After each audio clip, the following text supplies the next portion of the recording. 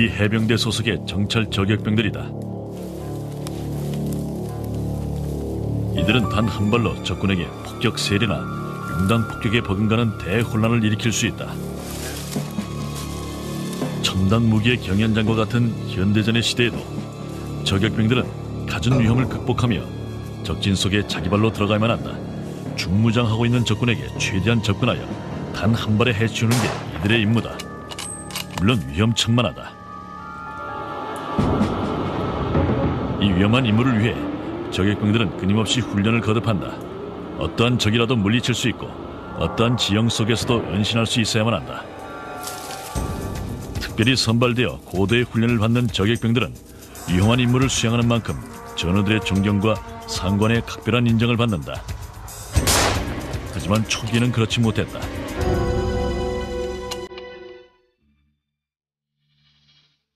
18세기 초 구식 보병청보다 명중률이 높은 장청이 보급되면서 혼자서 돌아다니는 병사가 등장했다. 이들은 남의 눈에 띄지 않게 움직이면서 단 한 방의 명중을 위해 끈기 있게 기다렸다.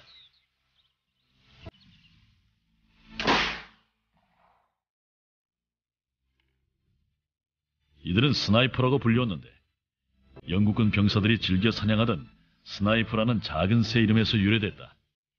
초기의 저격병들은 300m 거리에서 적을 처치할 수 있었다. 적에게 난데없는 죽음을 선사하는 것이다. 저격병이라는 골치 아픈 존재에 대한 반감은 잔인한 보복으로 이어졌다. The worst thing that can happen to a sniper is if he's detected. All hell is going to come down on him. There is going to be no mercy. Everything that can be brought against him will be brought against him. All the hate that possibly can be engendered against an enemy will be engendered against the sniper. 상대편으로서는 언제 어디서 또 총에 맞을지 모른다는 불안 때문에 저격병에게 일말의 자비도 베풀지 않았다.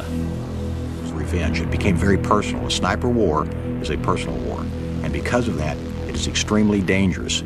When a sniper fires, he stirs up a hornet's nest.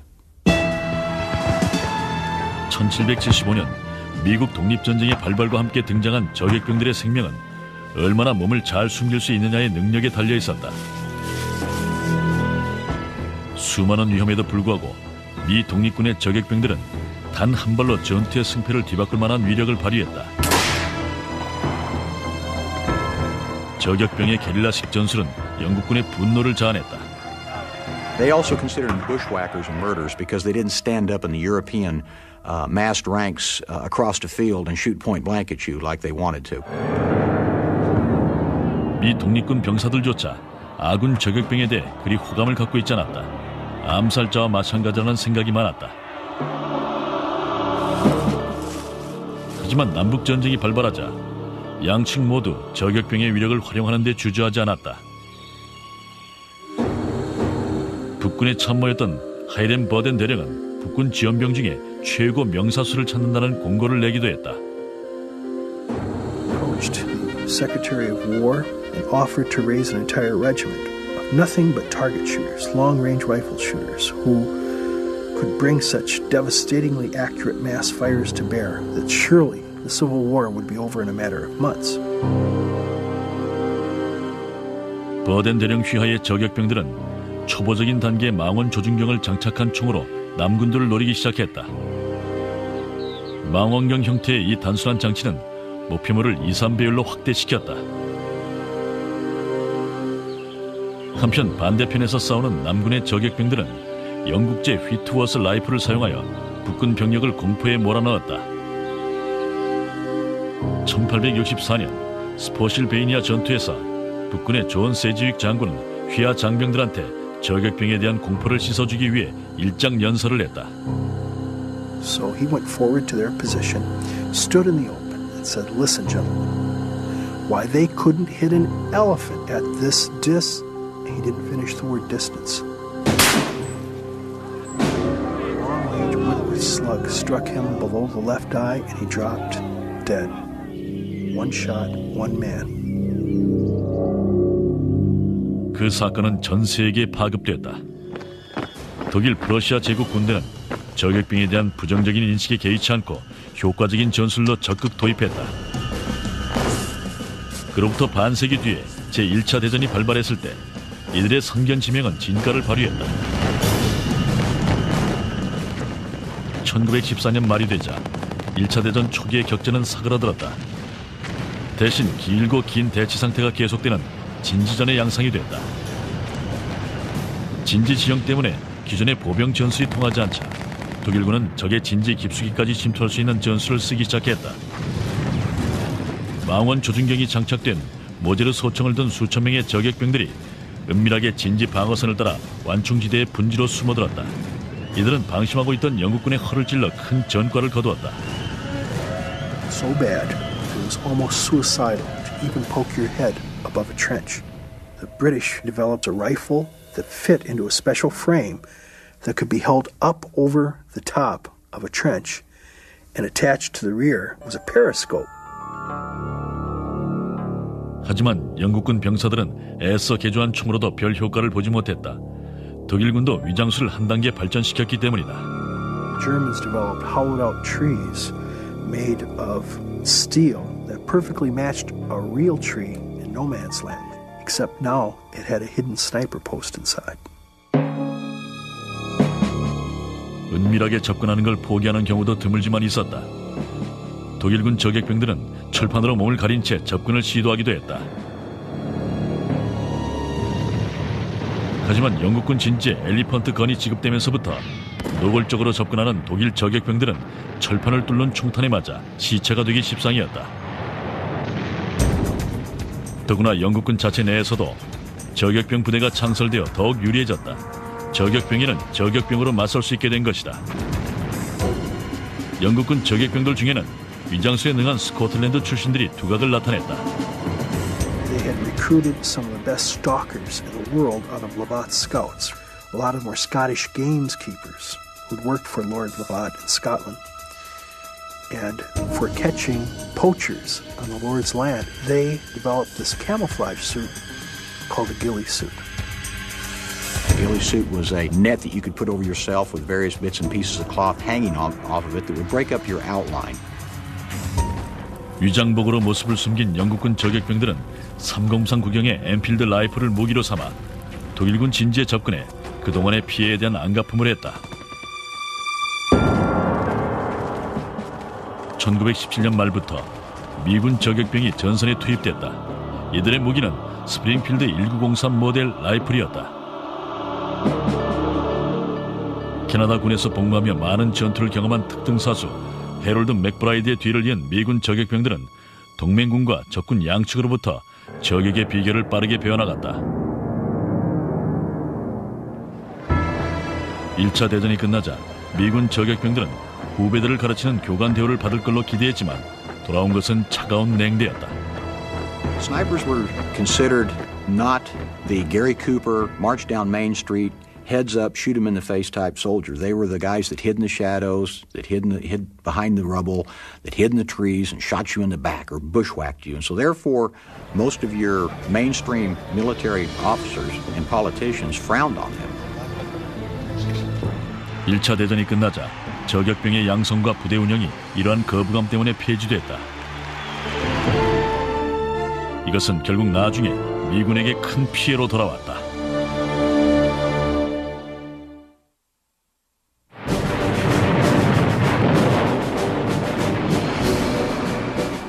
(1943년) 초 미군은 태평양 전선에서 일본군을 물리치기 위한 교두보를 확보하느라 격전을 벌였다. 각 섬마다 해변에 쌓인 수천 명의 미군 전사자들의 시체가 그 대가였다. 정글 속으로 들어간 미군 병사들은 전에는 경험해보지 못한 새로운 형태의 적과 싸우게 됐다. Japanese sniper often found himself in a suicide job. They had steel hooks that they put on their boots to climb, like coconut palm trees with, and they would climb up in these trees and they would tie themselves into the trees and sometimes wait up there for days on end for some unfortunate victim to walk by someplace below them. And because of that, there was no route of escape. In one case during the Munda campaign, U.S. Marine Corps chaplain was called to the front because a wounded Marine was hollering, "Please, for God's sake, send the Padre, send the Padre." A couple of Marines tried to warn him, but he went forward anyhow. It was a Japanese sniper. 태평양 전쟁 초기에 미군 일반 보병들은 일본군 저격병들을 처치하는 데 큰 어려움을 겪었다. 일본군 저격병들이 숨은 것을 차단해 처치할 수 있을 만큼 숙련된 미군 저격병들은 그 숫자가 극히 소수였다. By the beginning of World War II, what we found out is that we had dropped the ball. We let the whole program fall through the cracks from World War I, and the only way that we had any snipers at all was because we had marksmanship programs in which scoped rifles had been used. 샌디에고 근처의 그린스팜에 저격병 훈련소가 임시로 만들어졌다. 선택된 무기는 스프링필드 1903 모델 노리쇠 작동식 장총이었다. 총열 위에 달린 신형 망원경은 1차 대전 때 쓰였던 구형 모델보다 정확도가 훨씬 높았다. This 1903 Springfield was an excellent rifle. It was equipped with a 10-power scope and a slide mount. In other words, you had to slide the scope forward in order to operate the bolt. 그린스팜을 비롯한 여러 저격병 훈련소 사격장에서 훈련병들은 700m 표적을 명중시킬 수 있을 정도로 급성장했다. 하지만 일선 소총 부대에서는 정식으로 양성된 저격병이 배치되기를 기다릴 틈이 없어서 자체 저격병들을 급조해냈다. We found ourselves in a situation without formal schools of having sergeants go out and pick men and hand them sniper rifles and say, "Come with me, boy, you're going to be a shooter." And all of a sudden they found themselves with a bolt-action rifle in a machine gun war. 어느 날 갑자기 저격병으로 발탁된 해병대 소총수들은 불길한 운명에 몸을 맡겨야만 했다. 이들은 2명씩 짝을 이루어 적진 깊숙이 침투해 정찰 활동을 하는 위험한 임무를 맡았다. 이들의 새로운 보직 명칭은 정찰 저격병이었다. 다니엘 카스는 18살이 되던 해 해병대 훈련을 마친 뒤 정찰 저격병으로 차출되어 오키나와 전선에 배치됐다. The dangerous part would be to be caught out there alone, and somebody sneak up on you and not know that they're there. Well, with no effective firepower at all, you could be in deep much trouble in a hurry. 화력면에서 불리한 미 해병대 저격병들은 발각되면 그저 죽어라고 도망치는 수밖에 없었다. The inherent dangers to the sniper were exhibited when you had the 5th Army snipers suffering 80% casualties on the battlefield. And the 24th Marine Division, out of the original 24 snipers, only had 9 left after the Battle of Iwo Jima.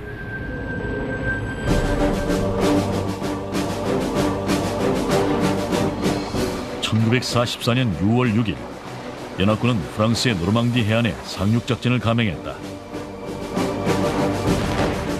육지에 상륙한 미 육군 저격병들은 최대의 난적을 만났다. 울창한 산울타리 속에 독일군 저격병들이 숨어 있었던 것이다. The Germans had a very concerted sniper program. They had a well-established sniper school outside of Berlin run by Major Konings, who was one of their top-rated snipers. They kept all of their training and all of their knowledge from World War I, and they re-employed it in World War II. 8mm 탄환을 쏘는 모제르 98 모델 장총은 유효 사거리가 800m나 됐다.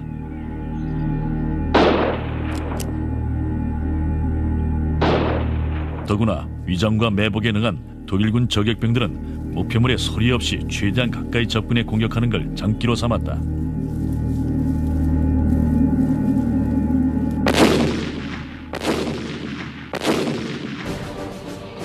하지만 막강한 화력을 갖춘 미군과 영국군은 독일 본토로 진격하면서 독일군 저격병들이 숨어있을 만한 곳에 집중 포격을 가해 아예 초토화시켜버렸다.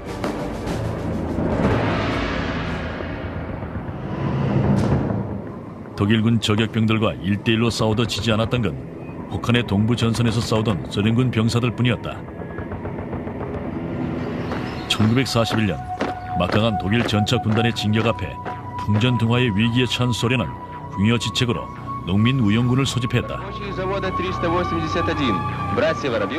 그들 중에 독일 침략군에 홀로 맞서 싸우는 남녀 저격병들의 신출 규모라는 활약상은 소련 국민들의 사기를 높였다. 300여 명 이상을 해치운 루드밀라 파벨라첸코프라는 여성 저격병의 무용담은 연합군의 사기를 높이는 동시에 독일군 사령부를 분노에 끓게 만들었다. 독일군이 1942년 스탈린그라드 침공 작전에 돌입하자 전투는 완전히 시가전의 양상을 띄었다. Things had so bogged down that anybody on either side, ordinary infantry who exposed themselves, was going to be shot by a sniper. The Germans were concentrating snipers there. The Russians were concentrating snipers. It became a sniper's battle. 소련군은 실제 전투가 벌어지는 시가지 안의 공장 폐허 등에서 속성으로 저격병들을 양성했다. They would set up a range and paint targets on the wall. These young men would shoot at these targets, and when they could hit enough of them, they put them out on the streets. 하지만 소련군 저격병들이 모두 풋내기는 아니었다. 독일군들의 간담을 서늘하게 한 전설적인 명사수도 있었다. 바실리 자이체프는 가장 두려운 소련군 저격병이었다. He was employed in the Battle of Stalingrad on the street fighting there, and within 10 days racked up a body count of 40 Germans. Well, the Soviet press got a hold of this, and they touted it far and wide, and of course the Germans read it. And when they did, this incensed them. They in turn sent their premier sniper, Major Konings, from the sniper school outside of Berlin, to Stalingrad for the sole purpose of killing Vasily Zaitsev for their own propaganda machine to show that the Germans were better. He probably would have gotten away with it, except a German POW was captured, and he boasted to the Russians that they can shoot their mouths off of Zaitsev all they want. He's a dead man. It's only a matter of days. Immediately, of course, this was relayed to Zaitsev, and the word was out to all Russian snipers. Watch, there's a specialized German, the best sniper the Germans have, and he's hunting Zaitsev. For several days, they didn't know where he was, and then in a single day, they lost 3 Russian snipers in a particular small section of front. So Zaitsev realized that's where he was. 자이체프는 퀴닝스 소령이 소련군 저격병들을 처치한 장소에 사냥꾼처럼 조심스럽게 접근했다. 각각 독일군과 소련군을 대표하는 2명의 저격병은 서로 코앞에서 대치했다. 둘 중 하나는 죽어야 할 운명이었다.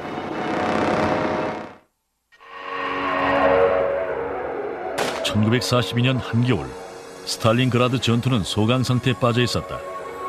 그 사이에 소련과 독일을 대표하는 최고의 저격병끼리의 전설적인 대결이 펼쳐졌다. 한 피해 건물 속에서 바실리 자이체프와 발터 퀴닝스는 서로 상대가 먼저 실수하기를 기다리며 숨막히는 신경전을 벌이고 있었다. 양쪽 병사들 모두 누가 승리할 것인지를 초조하게 기다렸다. It's distilled war. It's man against man, not knights sitting there with jousting or fighter pilots doing that, but 2 guys sneaking around trying to shoot each other. On the second day, there was a political commissar that went out with Zaitsev because he wanted to see this and he wanted to make a big deal out of it. And he saw something move down the street. And when he did, he stood up and he pointed and he said, "That's him, I see him." But before Zaitsev could even warn him, a shot dropped him. He was exposed for perhaps 1 second. Zaitsev understood now that had to be Koenig because the shot was too well placed and too quickly fired. 자이체프는 총탄이 날아온 방향을 살펴보았지만 퀴닝스의 실력을 볼 때 너무나 뻔해 보이는 은신장소는 제외했다. 폐허 속에 있는 한 철판의 시선이 간 자이체프는 육감을 믿어보기로 했다. Zaitsev took his glove off, he put it on his stick and he raised it up. Konings shot the glove, and when he did, they saw where the muzzle flash came from, back in the dark under that piece of metal. Zaitsev immediately put a round right in the center of that small triangular dark spot, and it went through Konings' face and out the back of his head. 대부분의 소련군 저격병들과 달리 자이체프는 전쟁 영웅으로서 살아남았다. 하지만 미국에선 저격병이 여전히 냉대를 받았다. 노르망디 상륙작전 이후엔 더 이상 저격병을 둘 필요가 없다고 생각했다. 그러나 1950년에 미국은 다시 전쟁에 들어갔다. 한국전이 끈질긴 산악전의 양상으로 전개되자 미군 지휘관들은 또다시 속성으로 저격병들을 양성해야 할 필요성을 절감하게 됐다. 일반 보병 중에서 사격 솜씨가 좋은 병사를 뽑아 전통적인 스프링필드 1903 모델 장총이나 M1 소총에 조준경을 달아 개조한 총으로 훈련시켰다. 한국전이 중반에 접어들면서 미 육군과 해병대 저격병들은 1차 대전 때와 유사한 상황을 맞이했다. 지지부진한 전황 속에서 단독으로 싸워야만 하는 것이다. 많은 저격병들이 북한군과 중공군의 인해전술 공격 앞에서 용감하게 싸웠다. 휴전 이후에는 저격병의 필요성이 잠시 사라졌지만 곧 새로운 임무가 찾아왔다.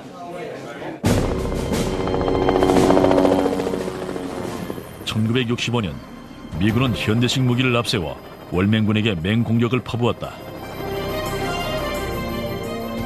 하지만 B-52 폭격기와 공격 헬기를 동원한 대규모 공습에도 불구하고 월맹군은 정글 속으로 은밀하게 피해 다니며 미군을 괴롭혔다.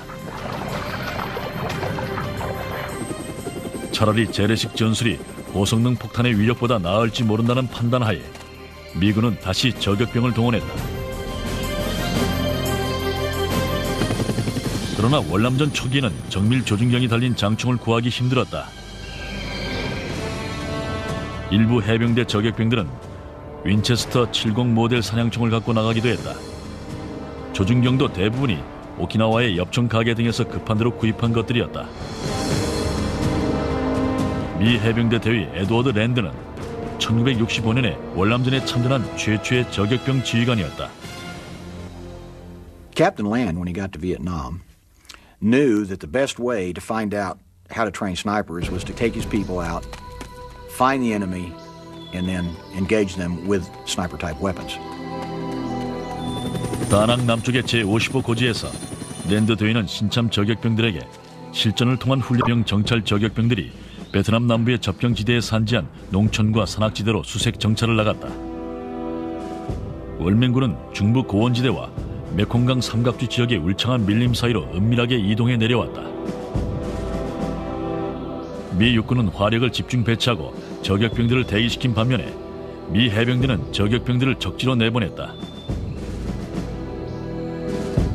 당시 19살이던 처크 모힌니는 처음으로 적을 사살하는 경험을 했다. The most dangerous thing anytime is leaving the unit. Anytime you leave that unit, you're facing everything. You're facing not just the environment, you're facing the booby traps. Charlie, you don't know who the enemy is for sure, so you can't trust the village people, you can't trust anybody. Because of that, any mistake at all, and that sniper wouldn't come home. You're out in the middle of all of the Indians, and you're Custer without a regiment. I had the feeling after the first few firefights, knowing the longevity and the time I was going to be there, that I really honestly didn't think I probably would come back alive. 지나친 위험 부담과 적군의 집중 공격에 대응하기 위해 저격병 부대에서는 게릴라전에 맞는 무기와 전술 개발에 박차를 가했다. 적군에게 최대한의 심리적 타격을 주기 위해 특정한 목표물을 설정했다. 주로 무거운 박격포 거치대를 끌고 다니는 월맹군 병사들을 타깃으로 삼아 저격을 가하자 그 일을 맡겠다는 월맹군 병사들이 거의 없어질 정도였다. 미군 저격병들은 야간 투시경의 일종인 스타라이트 스코프를 이용해 칠흑 같은 어둠 속에서도 적군을 정확하게 명중시킬 수 있었다. 미군 저격병들은 벳콩들의 주특기였던 분야에서 오히려 그들을 압도했다. 불시의 공격에 대한 공포심을 불러일으킨 것이다. 처크 모힌니는 강변의 풀숲에 몸을 숨긴 채 무장한 월맹군 병사들의 모습이 조준경에 잡힐 때까지 끈질기게 기다렸다. As it happened, here they come across the river, and there was probably 30 in the river at one time. They were fairly close together, carrying their gear. When I pulled the trigger, the first one was just starting up the bank on the other side, and I pulled the trigger 16 times that night. Rapid succession. 16 NVA floated down the river.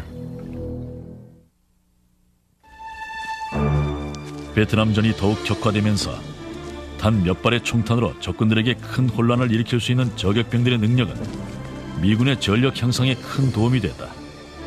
그러나 이들의 무용담이 부각되면 될수록 부정적인 시각도 되살아났다.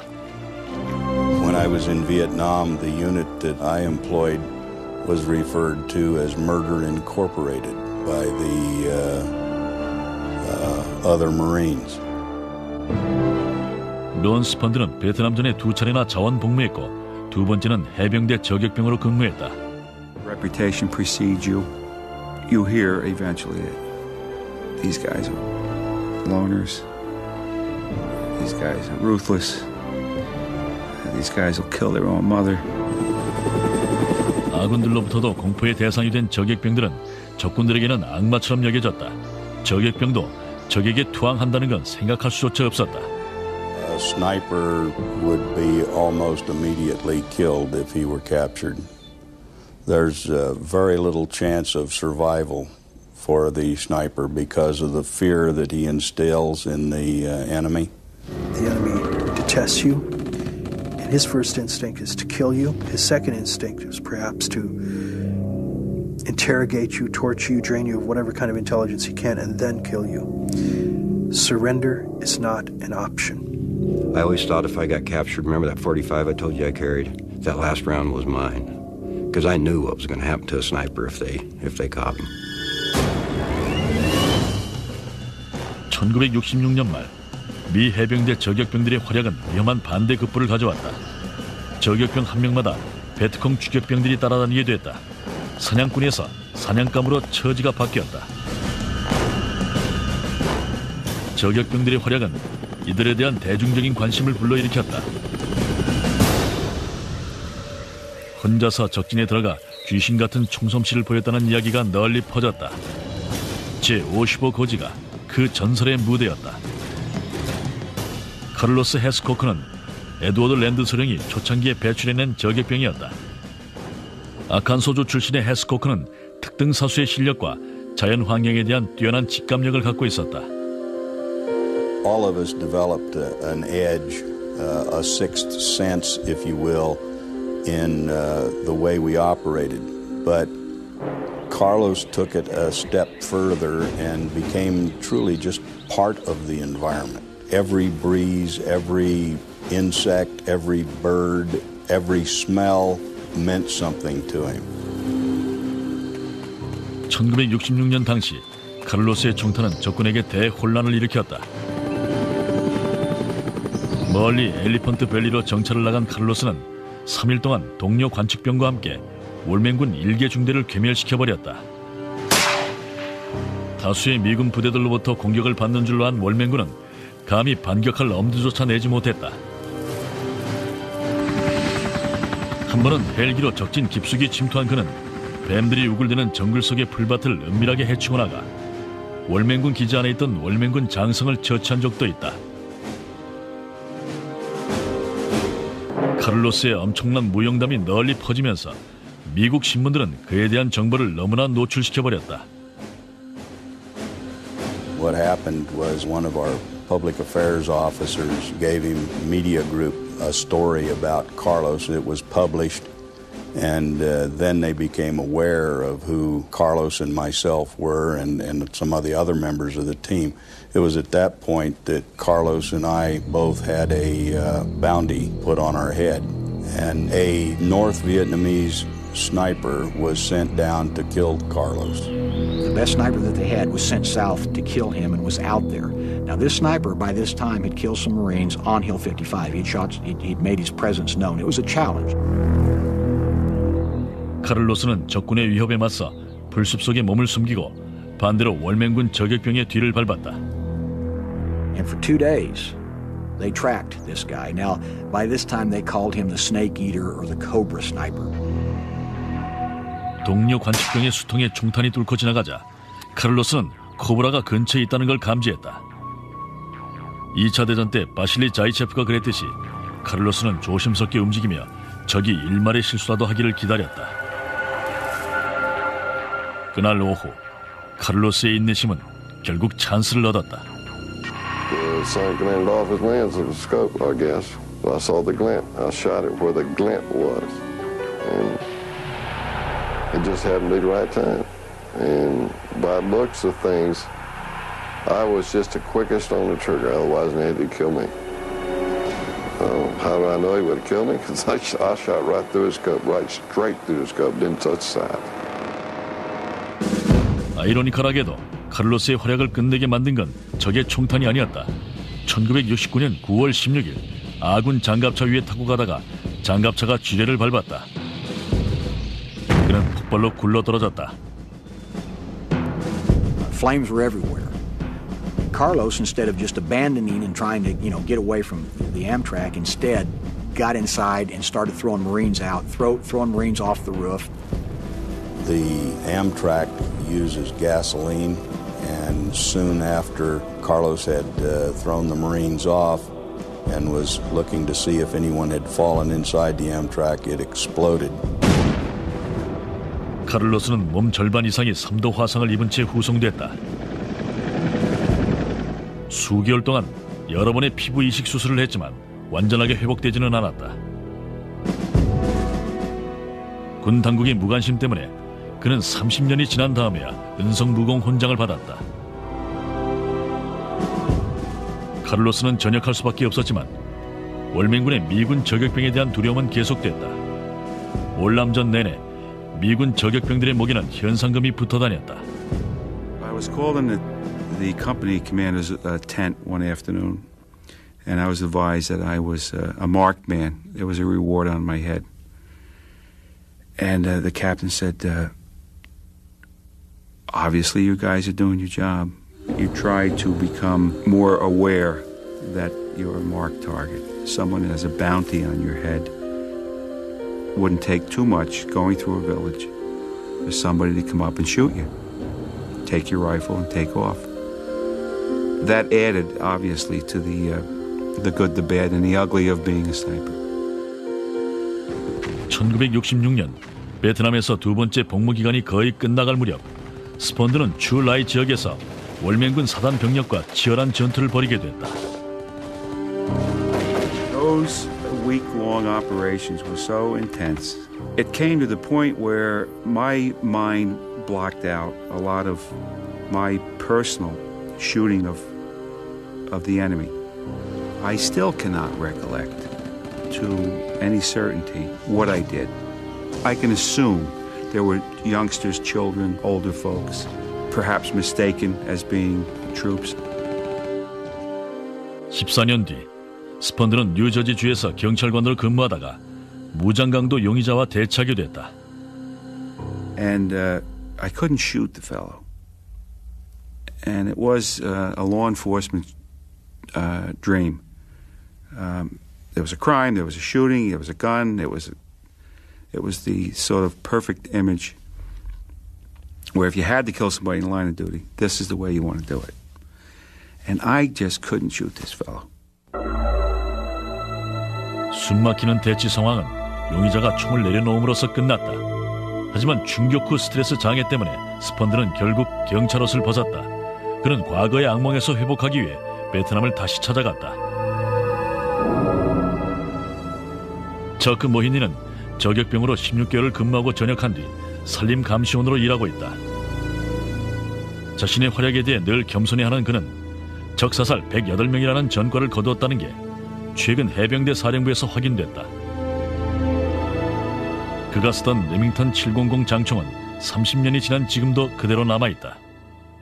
The rifle's been taken back out of service and returned to its original condition as the way I carried it, with the same scope now, the same green 3-9 Redfield scope.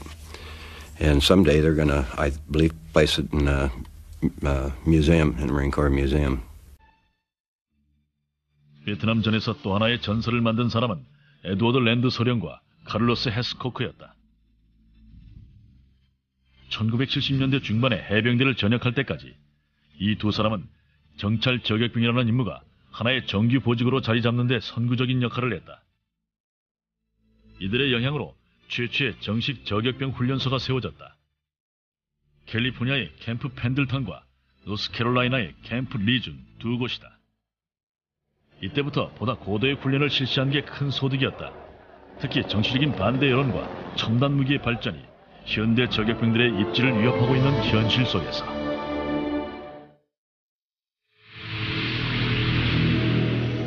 전쟁의 기술은 전쟁의 과학에게 그 자리를 내주었다. 오늘날의 전투는 정밀 폭탄과 컴퓨터, 정찰 위성이 좌우한다. 하지만 이러한 기술적인 발전에도 불구하고 저격병은 현재도 전통적인 방법을 따르고 있다.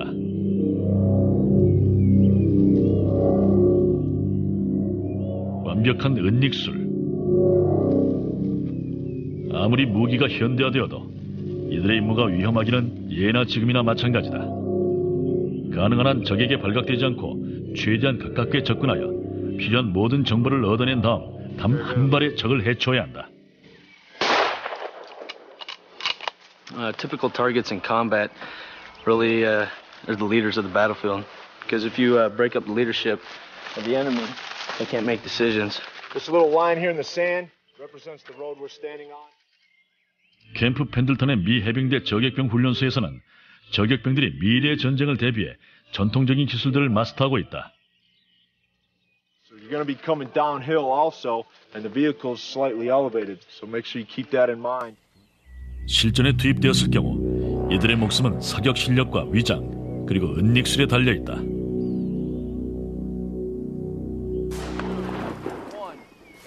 We really don't have that much firepower, so if we get compromised or anything like that, we'll be in a world of hurt, pretty much. 혹독한 훈련 과정을 통해 훈련병 각자의 자질이 엄밀하게 평가된다. He has to have the heart and the desire to carry on, where most people would quit or not be able to go on any further. He needs to, what we like to say, reach down, grab a hold, and keep on going. Intestinal fortitude and dedication is really what gets him through. He has to want to do it. 저격병 훈련소의 탈락률은 50%에 이른다. 이 훈련을 통과하려면 저격병에게 뒤따르는 정신적 스트레스를 극복해야만 한다. It does get more personal because you're almost out hunting. A lot of times, you can see them up close. You might be 400 or 500 yards away, but you can sometimes see the color of their eye, from a little bit closer. But you try not to think about it. It's a job. 해병대 정찰 저격병들이 쓰는 무기는 M40A1이다. 베트남전에서 쓰였던 레밍턴 700 모델을 개량한 것으로 1000m 떨어진 목표물도 맞출 수 있다. 거리 측정용 전자 망원경과 최첨단 조준경 덕분에 명중률은 거의 100%에 이른다. 야간 투시경과 고글 덕분에 어둠 속에서도 신속하게 침투할 수 있다.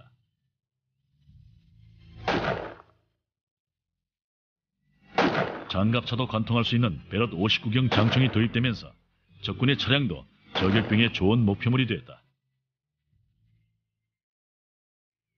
하지만 이러한 장비의 발전에도 불구하고 혼자서 적진에 몰래 다가가야만 하는 위험은 초창기 때와 달라진 게 없다. Most dangerous moment for a scout sniper team, I would think, is as you're working near an enemy-held position and they are patrolling actively, having one of their security patrols come to within arm's reach of you sometimes. You literally can feel your heart pounding. It's trying to pound its way out of your chest. 저격병들의 활약은 언론에서는 거의 보도되지 않았지만 베이루트, 파나마, 쿠웨이트 등 분쟁 지역에서 큰 역할을 했다. 현대전에선 테러리스트나 반란군이 민간인들을 볼모로 삼는 경우가 있다. 이와 같은 상황이야말로 적군만을 골라서 처치할 수 있는 저격병들의 능력이 가장 진가를 발휘하는 경우다. 1993년 소말리아에서 펼쳐진 리스토 호프 작전에서 지역 반군 지도자인 무하메드 아디드를 체포하려는 시도가 실패하고 2대의 미 육군 블랙호크 헬기가 추락하는 사건이 발생했다. 추락한 헬기의 생존자들이 반군들로부터 심한 공격을 받고 있다는 보고가 입수되자 미 육군 특수부대 델타포스의 저격수인 게리 고든 하사와 랜달 슈가트 하사가 구조 임무에 자원했다. 지휘관들은 처음에는 이들의 임무가 너무나 위험하다고 반대했다. 하지만 거듭된 자원 요청 끝에 두 사람은 기어이 헬기에서 강하여 구조하는 임무를 맡게 됐다. 부상당한 대원들을 구하기 위해 목숨을 건 것이다. 2시간 동안 치열한 전투가 벌어졌고 두 사람은 실탄이 떨어질 때까지 적군을 물리쳤다. 그리고 결국 2명 모두 적에게 사살됐다. 하지만 추락한 헬기 조종사는 살아남아 가족의 품에 돌아갔다. 고귀한 희생을 하고 전사한 고든과 슈가트 하사에게는 월남전 이후 최초로 명예훈장이 주소됐다. 저격수라는 직책에 명예훈장이 주어진 것도 처음이었다.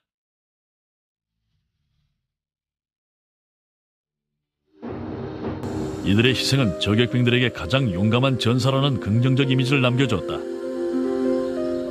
전우들을 구하기 위해 위험을 무릅쓰고 적진에 뛰어든 공로다. 저격병은 그 초창기부터 희생을 감내하는 게 숙명이었다. 또한 격전의 와중에서도 앞장섰다. 자신을 노리는 적군과 대치한 불리한 상황에서도 단 한 발로 전투의 승패를 가르고 전우들을 구하는 게 바로 저격병이다. There's no question in my mind that serving as a sniper in Vietnam and performing the way I did saved lives. We viewed our role as protecting the infantry. Every enemy soldier we took out, every enemy soldier that we kept at bay, saved lives of our fellow Marines. 수세기 동안 두려움과 신비의 장막에 가려있던 이 고독한 전사들의 영웅적인 무용담은 새로운 인식을 낳았다. 저격병이야말로 전쟁터에서 가장 위대한 전사라는 인정을 받은 것이다.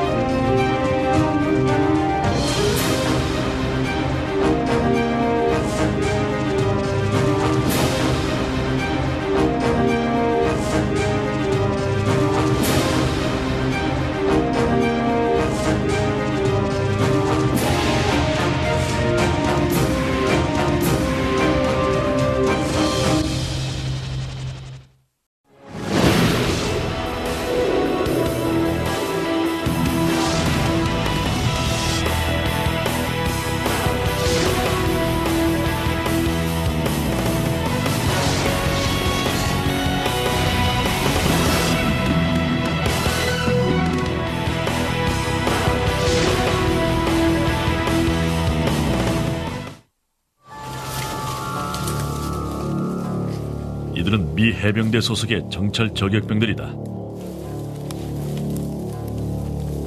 이들은 단 한 발로 적군에게 폭격 세례나 융당 폭격에 버금가는 대혼란을 일으킬 수 있다.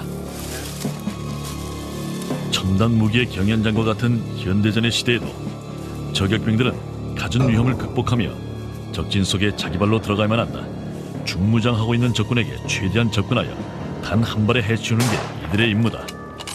물론 위험천만하다. 이 위험한 임무를 위해 저격병들은 끊임없이 훈련을 거듭한다. 어떠한 적이라도 물리칠 수 있고 어떠한 지형 속에서도 은신할 수 있어야만 한다. 특별히 선발되어 고도의 훈련을 받는 저격병들은 위험한 임무를 수행하는 만큼 전우들의 존경과 상관의 각별한 인정을 받는다. 하지만 초기에는 그렇지 못했다.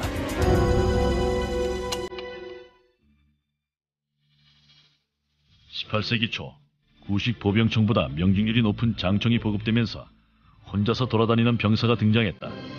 이들은 남의 눈에 띄지 않게 움직이면서 단 한 방의 명중을 위해 끈기 있게 기다렸다.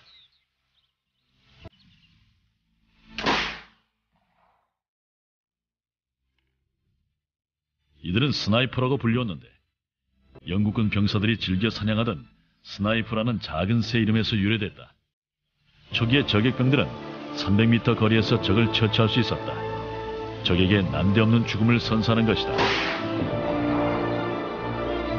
저격병이라는 골치 아픈 존재에 대한 반감은 잔인한 보복으로 이어졌다.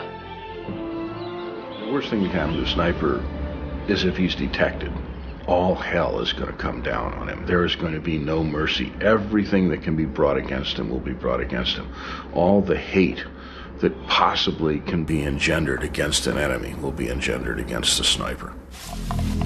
상대편으로서는 언제 어디서 또 총에 맞을지 모른다는 불안 때문에 저격병에게 일말의 자비도 베풀지 않았다.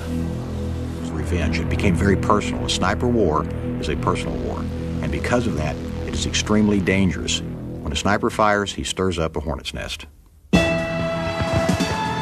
1775년 미국 독립전쟁의 발발과 함께 등장한 저격병들의 생명은 얼마나 몸을 잘 숨길 수 있느냐의 능력에 달려 있었다. 수많은 위험에도 불구하고 미 독립군의 저격병들은 단 한 발로 전투의 승패를 뒤바꿀 만한 위력을 발휘했다. 저격병의 게릴라식 전술은 영국군의 분노를 자아냈다. They also considered them bushwhackers and murderers because they didn't stand up in the European massed ranks across the field and shoot point blank at you like they wanted to. 미 독립군 병사들조차 아군 저격병에 대해 그리 호감을 갖고 있지 않았다. 암살자와 마찬가지라는 생각이 많았다. 하지만 남북전쟁이 발발하자 양측 모두 저격병의 위력을 활용하는 데 주저하지 않았다. 북군에 참모했던 하이렌 버덴 대령은 북군 지원병 중에 최고 명사수를 찾는다는 공고를 내기도 했다. Approached the Secretary of War and offered to raise an entire regiment of nothing but target shooters, long-range rifle shooters, who could bring such devastatingly accurate mass fires to bear that surely the Civil War would be over in a matter of months. 버덴 대령 휘하의 저격병들은 초보적인 단계의 망원 조준경을 장착한 총으로 남군들을 노리기 시작했다. 망원경 형태의 이 단순한 장치는 목표물을 2~3배율로 확대시켰다. 한편 반대편에서 싸우는 남군의 저격병들은 영국제 휘트워스 라이플을 사용하여 북군 병력을 공포에 몰아넣었다. 1864년 스포실베이니아 전투에서 북군의 존 세지윅 장군은 휘하 장병들한테 저격병에 대한 공포를 씻어주기 위해 일장 연설을 했다. So he went forward to their position, stood in the open, and said, "Listen, gentlemen, why they couldn't hit an elephant at this He didn't finish the word distance. A long-range Whitworth slug struck him below the left eye, and he dropped dead. One shot, one man. 그 사건은 전 세계에 파급됐다. 독일 프러시아 제국 군대는 저격병에 대한 부정적인 인식에 개의치 않고 효과적인 전술로 적극 도입했다. 그로부터 반세기 뒤에 제1차 대전이 발발했을 때 라이플이었다. 캐나다군에서 복무하며 많은 전투를 경험한 특등사수 해롤드 맥브라이드의 뒤를 이은 미군 저격병들은 동맹군과 적군 양측으로부터 저격의 비결을 빠르게 배워나갔다. 1차 대전이 끝나자 미군 저격병들은 후배들을 가르치는 교관 대우를 받을 걸로 기대했지만 돌아온 것은 차가운 냉대였다. Snipers were considered not the Gary Cooper, march down Main Street, heads up, shoot him in the face type soldier. They were the guys that hid in the shadows, that hid behind the rubble, that hid in the trees and shot you in the back or bushwhacked you. And so therefore, most of your mainstream military officers and politicians frowned on them. 1차 대전이 끝나자 저격병의 양성과 부대 운영이 이러한 거부감 때문에 폐지됐다. 이것은 결국 나중에 미군에게 큰 피해로 돌아왔다.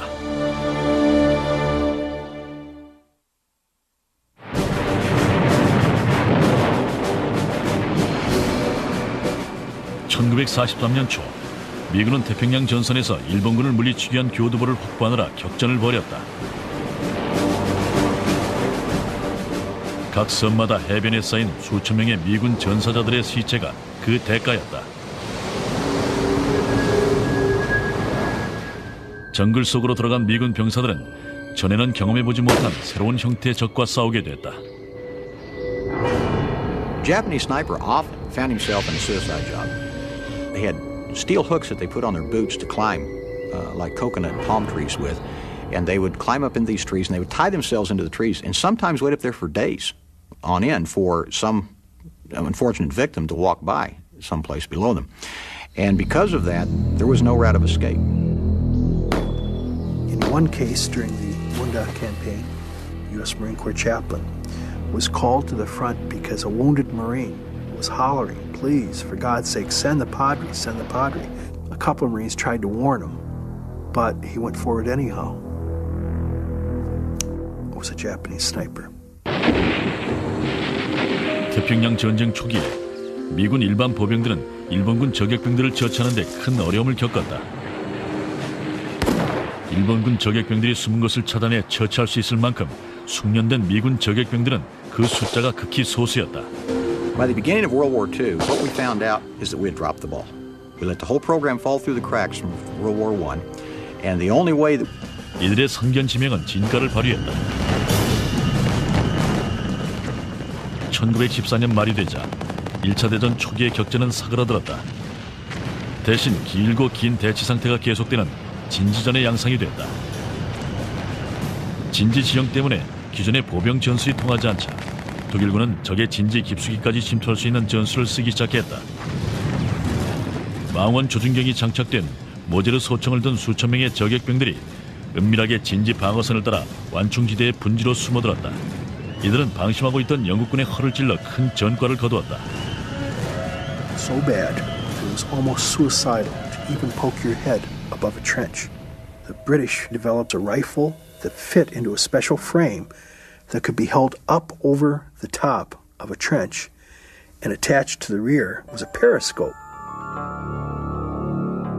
하지만 영국군 병사들은 애써 개조한 총으로도 별 효과를 보지 못했다. 독일군도 위장술을 한 단계 발전시켰기 때문이다. Germans developed hollowed-out trees made of steel that perfectly matched a real tree in no man's land, except now it had a hidden sniper post inside. 은밀하게 접근하는 걸 포기하는 경우도 드물지만 있었다. 독일군 저격병들은 철판으로 몸을 가린 채 접근을 시도하기도 했다. 하지만 영국군 진지에 엘리펀트 건이 지급되면서부터 노골적으로 접근하는 독일 저격병들은 철판을 뚫는 총탄에 맞아 시체가 되기 십상이었다. 더구나 영국군 자체 내에서도 저격병 부대가 창설되어 더욱 유리해졌다. 저격병에는 저격병으로 맞설 수 있게 된 것이다. 영국군 저격병들 중에는 위장수에 능한 스코틀랜드 출신들이 두각을 나타냈다. They had recruited some of the best stalkers in the world out of Lavat's scouts. A lot of them were Scottish gameskeepers who'd worked for Lord Lavat in Scotland. And for catching poachers on the Lord's land, they developed this camouflage suit called a ghillie suit. a ghillie suit was a net that you could put over yourself with various bits and pieces of cloth hanging off of it that would break up your outline. 위장복으로 모습을 숨긴 영국군 저격병들은 303 구경의 엔필드 라이플을 무기로 삼아 독일군 진지에 접근해 그동안의 피해에 대한 안갚음을 했다.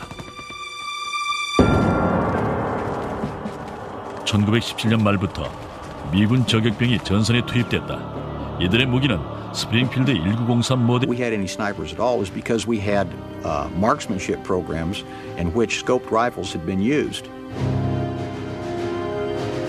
샌디에고 근처의 그린스팜에 저격병 훈련소가 임시로 만들어졌다. 선택된 무기는 스프링필드 1903 모델 노리쇠 작동식 장총이었다. 총열 위에 달린 신형 망원경은 1차 대전 때 쓰였던 구형 모델보다 정확도가 훨씬 높았다. This 1903 Springfield was an excellent rifle. It was equipped with a 10-power scope on a slide mount. In other words, you had to slide the scope forward in order to operate the bolt. 그린스팜을 비롯한 여러 저격병 훈련소 사격장에서 훈련병들은 700m 표적을 명중시킬 수 있을 정도로 급성장했다.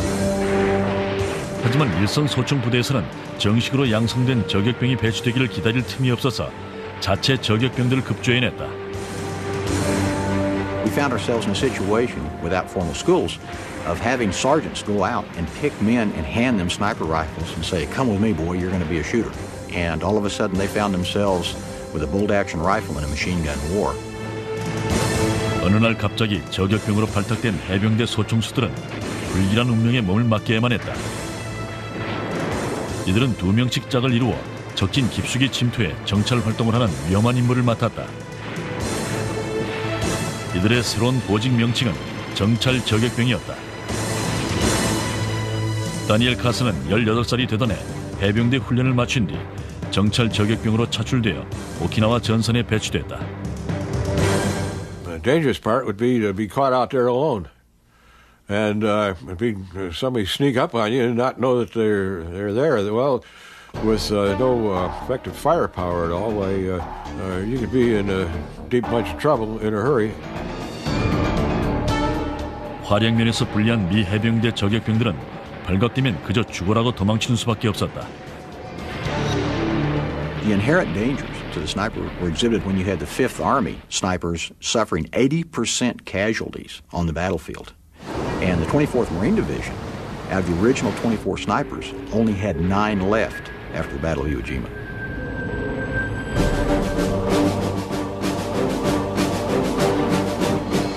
(1944년 6월 6일) 연합군은 프랑스의 노르망디 해안에 상륙작전을 감행했다.